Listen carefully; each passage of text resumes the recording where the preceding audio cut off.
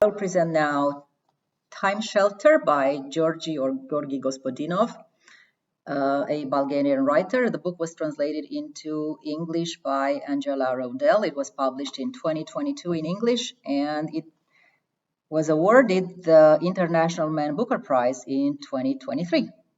Again, Time Shelter by the Bulgarian writer Georgi Gospodinov. It's a novel, a meditation on our vision of time.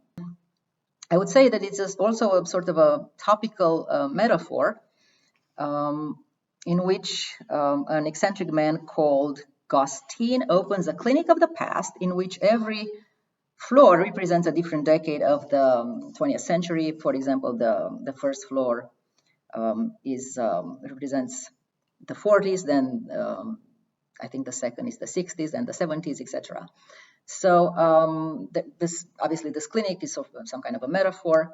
And what is interesting is that when the narrator is being asked which decade he would choose if he could, he says that I would choose to be a 12-year-old in each of them.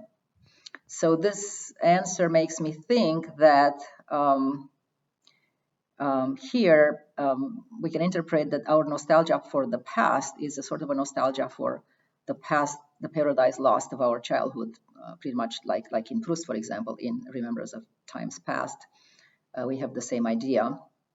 And just like in Proust, we also have the idea that the way to recapture the past is through an olfactory sense.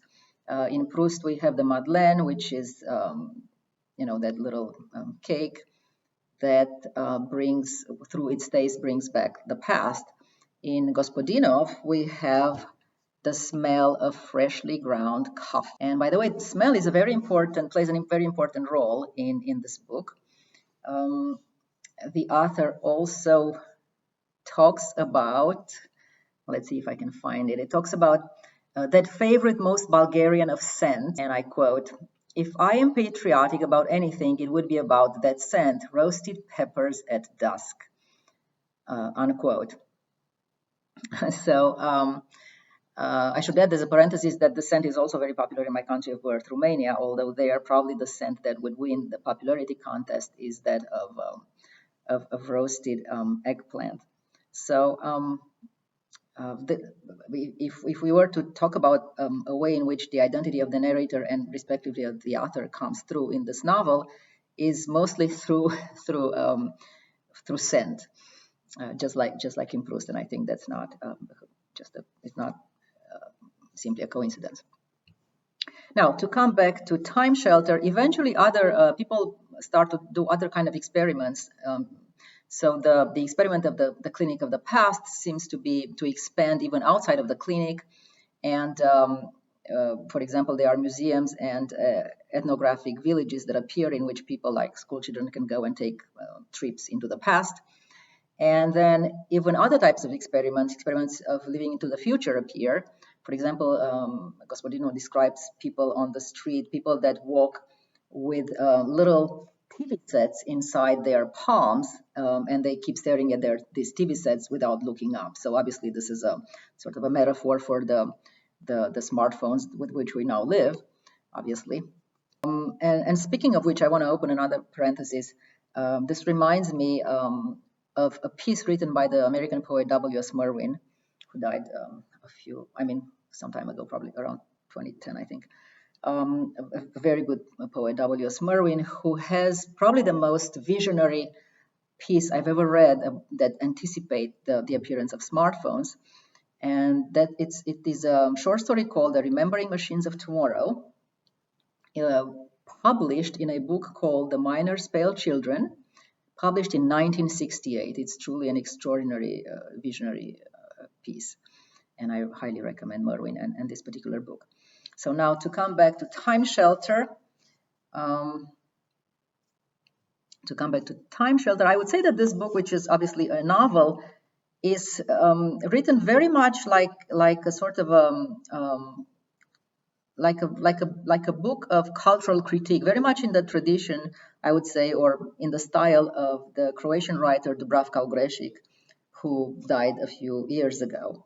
Obviously there is a storyline here, but the book is written more like a cultural critique, like a critique of our contemporary world, and in particular Europe. Although I would say that it's not simply it's not criticism. It's almost, in a way, it's almost an homage to a certain idea of Europe, and a reflection, as I said, on our vision of time. Also, I would say that while this is obviously a cultural critique, the authors and the narrators and the author's parti pris are not always easy to detect because, well, for one thing, there are certain specific Bulgarian cultural references, but also, obviously, because the writer is writing a novel and he's not an ideologue, so the opinions are expressed in an indirect way. But there are certain sentences that can be an indication of what the authors with whom the author sides, so to speak. For example, I quote, "The Facebook haiduks and communists were screaming in my head." Just from the sentence, one can conclude that the author definitely is not a fan of nationalism, and nor is he a supporter of, nor is he a nostalgic for communism.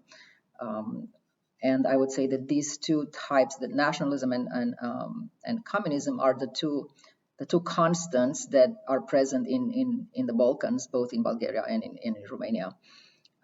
Even though in appearance they may not be part of the same ideology, at least not from an American point of view, but in the Balkans they definitely are expressed or are part of the ideology of the same people. I think I'll stop here. And I'll just finish on a personal note with a quote from the book. Quote, "I always thought, and as I grow older, I think it more and more often, that one day I'll go live in the Italy of the 60s. And I would like to say that I share that desire. I hope that I too could go one day live in the Italy of the 60s, which is also my favorite period and also, well, probably my favorite country. So long live Italy, long live Italian cinema, and long live Georgi Gospodinov." So buy this book and read it because it's worth it. Thank you.